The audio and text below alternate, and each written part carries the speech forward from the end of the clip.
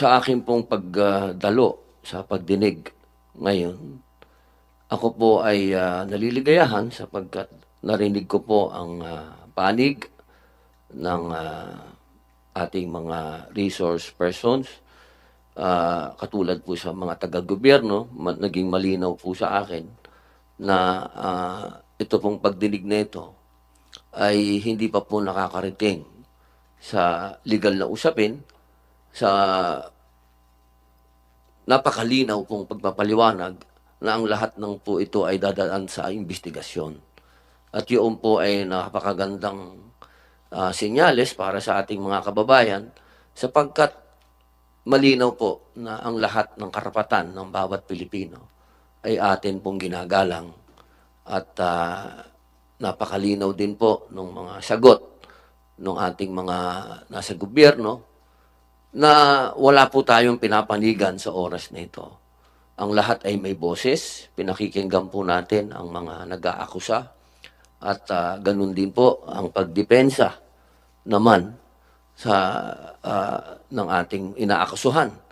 Napakaganda po ng ganitong pagdinig sapagkat ang Senado, ito pong aming institusyon, ito po ay institusyon na gumagawa ng batas na magbibigay ng proteksyon sa bawat Pilipino, ano man ang katayuan mo. At kayo naman po diyan sa executive, kayo po ang mag-i-implement niyan kung ano yung mga nagagawa naming batas. Ngayon po, gusto ko lamang pong magbigay ng statement, mahal na ginang tagapangulo, bilang Nilinaw lang niya po sa unang part ng kanyang statement, nililinaw niya na we are here to listen to you sa mga witness. We are not here, particular sa sarili niya, I'm not here bias ako dahil kaibigan ko si Pangulong Duterte o kaibigan niya si Kibuloy. Yun ang sinasabi niya dyan. I'm here to listen to you. Okay? Yun ang nililinaw niya. Nakikinig kami sa inyo. Pero ito ang kasunod. ito po ay hinihiling ko na mailagay sa record ng Senado sapagkat ako po ay matagal ko na pong kilala si Pastor Kibuloy. Magkasama po kami, ma'am, noong panahon ng Pangulo po ay si Gloria Macapagal Arroyo. Kami pong dalawa ay magkasama sa peace, sa lahat po ng hakbang ni Presidente Gloria Macapagal Arroyo na magkaroon ng kapayapaan sa buong Pilipinas. Ako po ay hindi pa senador noon. Ako po ay isang artista na kilala sa usapin ng pamimigay ng pera. Pero kahit isang beses, hindi po ako hiningan ng pera ni Pastor Kibuloy. Ika nga po sa English, not even once. Diyan tayo. Bakit niya sinabi yan? Okay? Napakalinaw po kasi, dito sa pagdinig na to, pagpapanuorin mo, yung isa doon, sabi ng sabing pinagpapalimos sila para magkaroon ng pera, ganito, ganito. So sinisira yung, nung mga witness, yung kesyo, kailangan mamalimos itong mga ano. Ang sinasabi ni Robin dito, ako nga, na matagal ng kaibigan ni Kibuloy at alam na namimigay ako ng pera at dito susunod niya pa, kumakandidato ako bilang senador, hindi sila humingi sa akin. Eto, wait. Sasabihin ko sa inyo, ngayon ko lang sasabihin, ayun ko, sinabi ko na sa inyo to. Ay, sinabi ko na ata, nakalimutan ko lang. Alam niyo ho ba na kalakaran ho yan sa mga nangangampanya? Pag nangangampanya kasi isang lugar, para tanggapin ka, tulungan ko ng mayor doon, kailangan mo silang bigyan. Yung governor doon, kailangan mong bigyan. Milyon-milyon, kaya gumagastos sila ng malaki. Hindi nila yan tatanggapin o i-deny nila yan, pero that's the truth. Reality yan. Alam ko ho yan. Kasi tandaan ninyo, parte ho din kami ng kumandidato ng Sipo. Kaya nga kami natalo eh. Hinga kami. Wala kami maibigay. Ganun ho talaga eh. lalo-lalo na kung ang tatakbuhin mo, Senator, para mapasama ka doon, bilihan niya ng ng sample ballot. Ibig sabihin, gusto mo isama ka ni Mayor sa sample ballot? O sige, magkano sa'yo? Magkano bibigay mo? Ibig sabihin, dito, at hindi lang ho nangyayari yan sa mga politiko, even religious. Hindi na lang ako magbabanggit, ha? Kahit ho ang relihiyon. Walang partikular na relihiyon. Para bitbitin ka, kailangan meron kang love offering.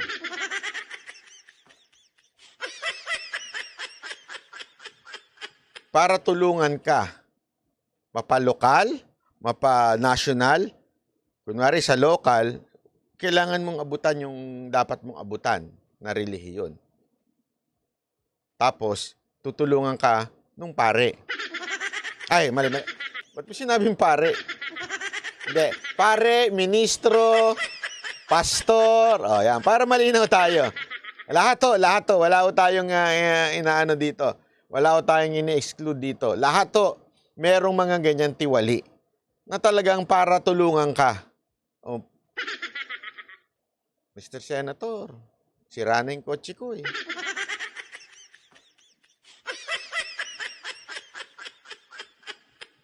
Naalala nyo kay Gloria nun?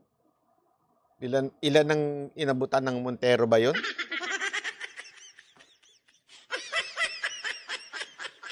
Di ba? Eto, sinasabi niya, ako kumandidato na at lahat ni isang kusing hindi nanghingi sa akin si Kibuloy. Kung talagang, eto I'm not saying hindi ako naniniwalang hindi na mamalimos hindi yun ang punto ko dito. Pero sinasabi ko lang sa inyo, ano yung context ng sinasabi ni Robin Padilla? It's for you to decide if totoo kaya o hindi. But this is the context ng sinasabi ni Senator Robin Padilla. Na sinasabi niya, hindi ako hiningan. Ibig sabihin, hindi niya nakitang humuhut-hut si Kibuloy. Yun ang sinasabi niya dito.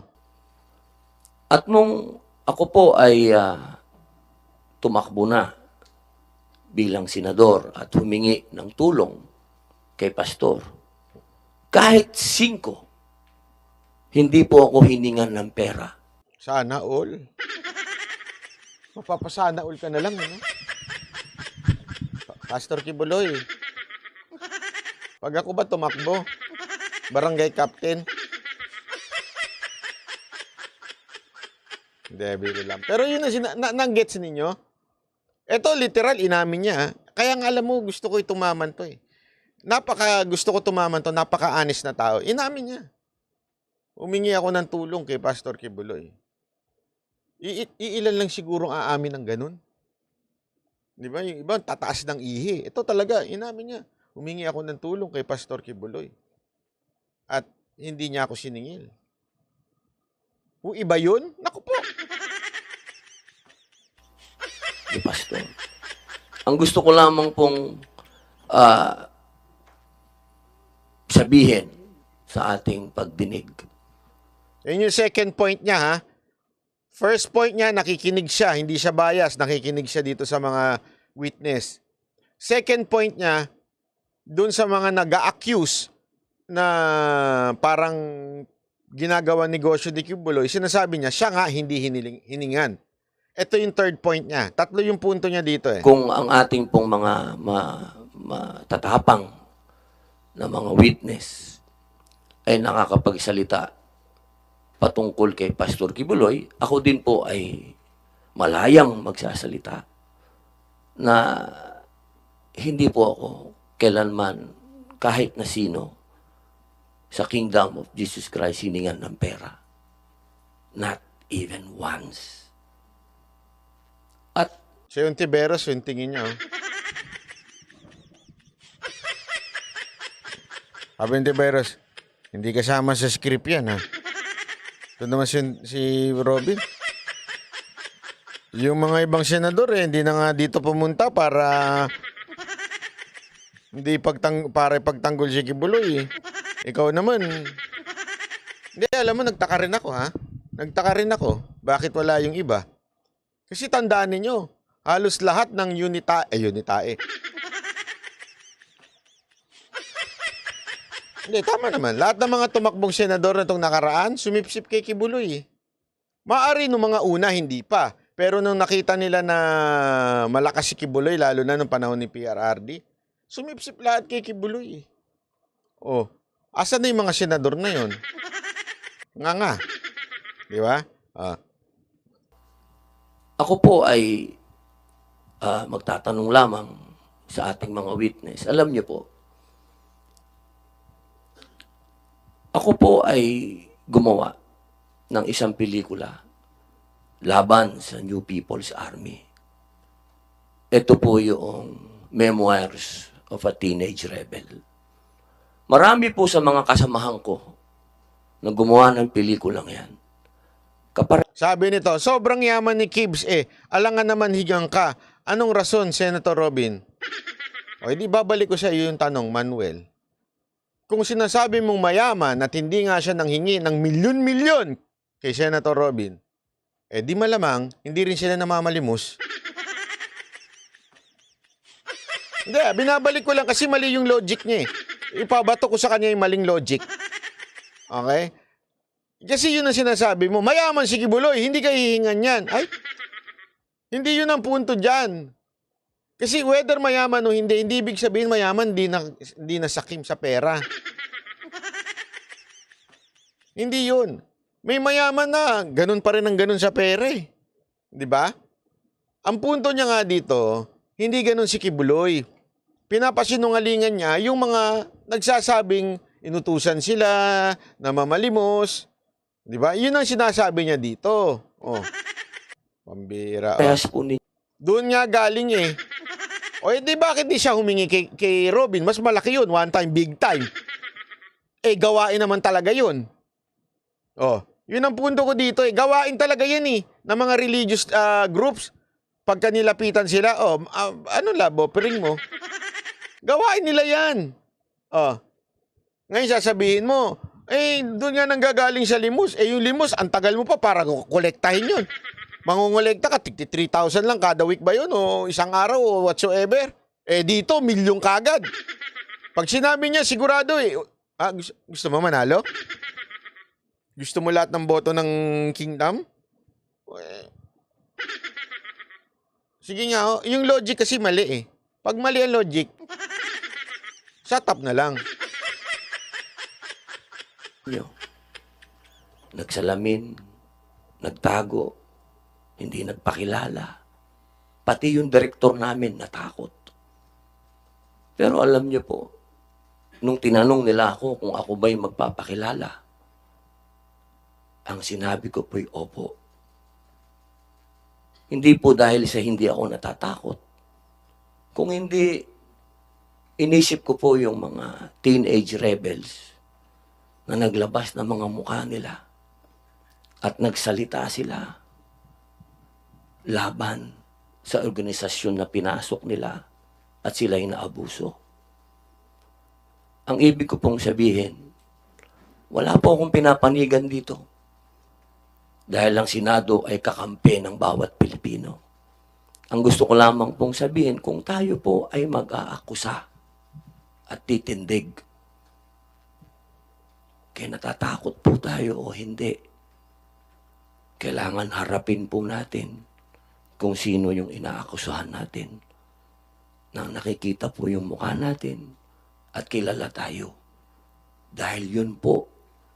Itsura ni yung Tiberos, Naninindak Hindi ko alam Ontiveros, bakit ka nakatitig kay Robin? Naninindak ka ba o may pagnanasa?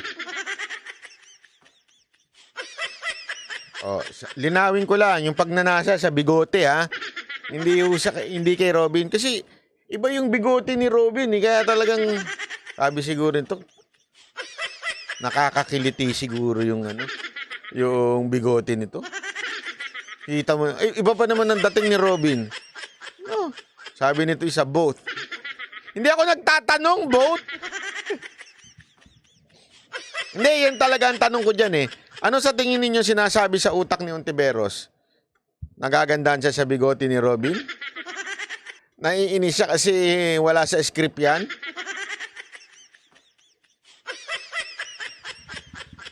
O naiinggit siya kay Mariel.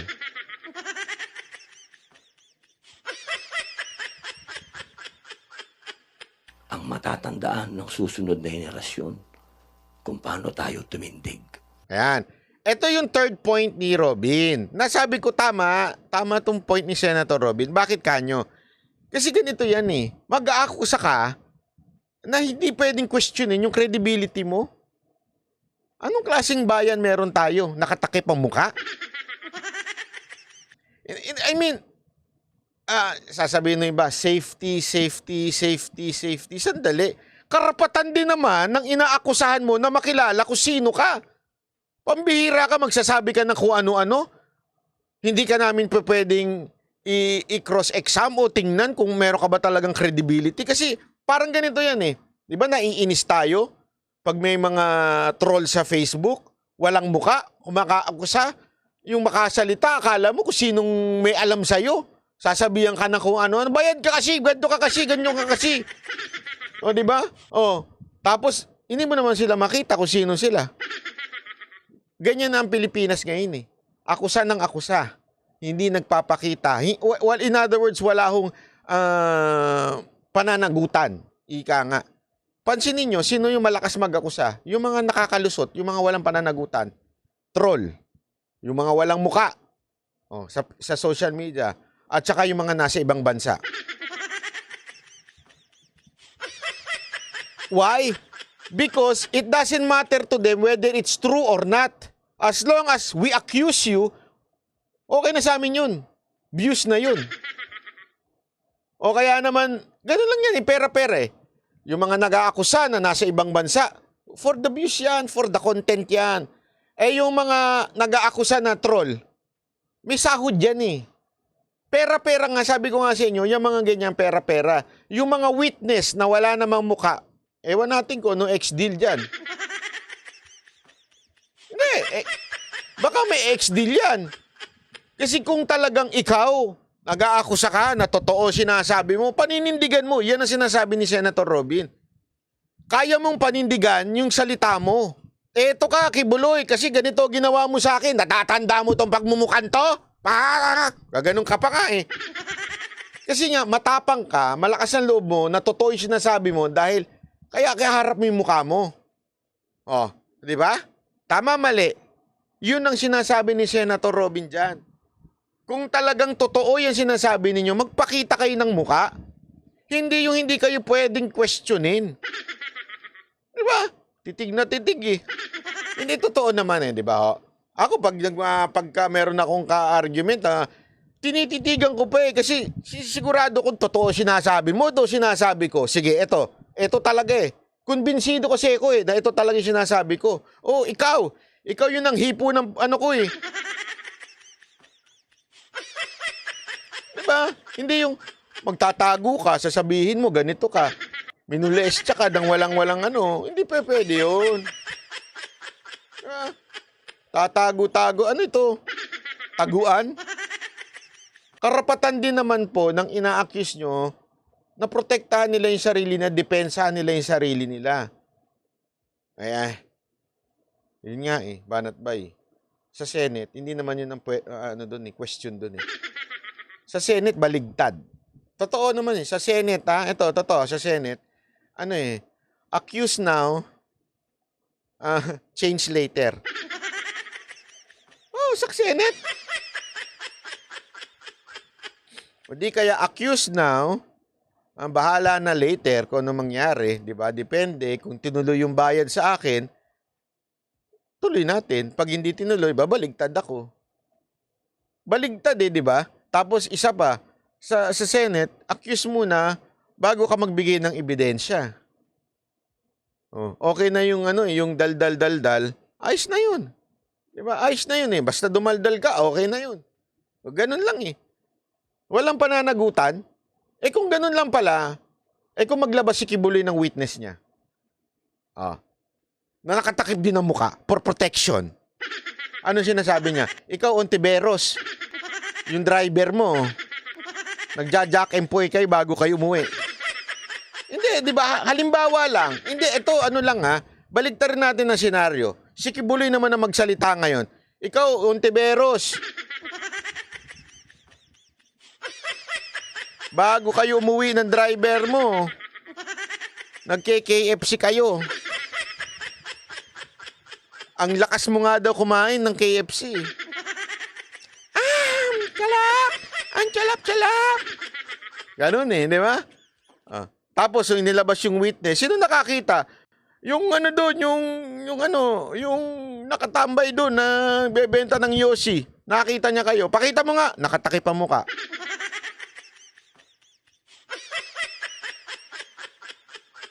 Puro ganun na lang tayo, accuse na lang tayo, kanya-kanyang accuse na lang tayo. Tapos tatakpan na yung mukha. Naintindihan niyo yung ibig sabihin? Hindi, sana wag ganun. Kasi wala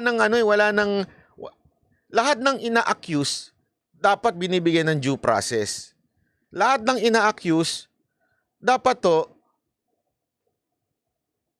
inosente until proven guilty. 'Di ba? At ang burden of proof manggagaling sa nag-a-accuse. Baligtad lahat talaga ngayon . Ngayon, maghanap ka lang ng tao na magaling manginig ang kamay, 'di ba? Tapos takpan mo yung pagmumuka, sabihin mo lahat ng gusto mo, ligtas ka na.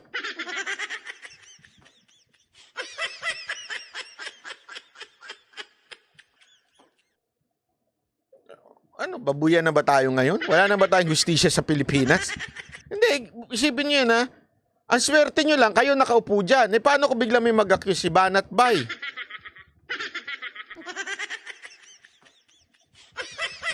Dali, baka mamaya mabigyan ko pa sila ng idea.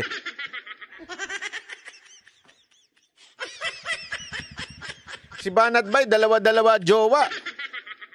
3 pala, si Gigi, si Janela, at saka si Ibana. Paano nalaman? Driver ako ni Banat Bay. Nakatakip yung muka. Kahit wala naman akong driver. Di ba?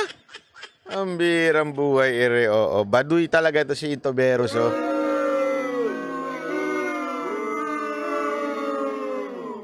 Anyway, sana lang. Sana medyo, again ulitin ko si Andrea Bosay, ayoko yung Andre na yan. Sampaling ko,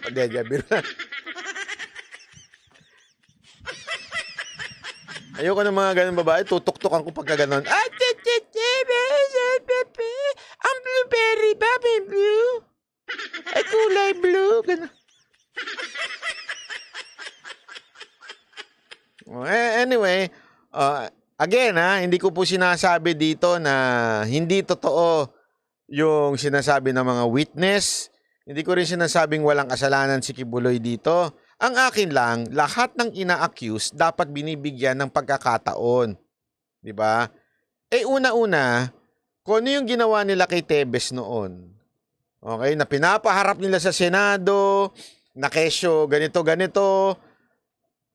Paano haharap kung in-accuse nyo na kaagad in media?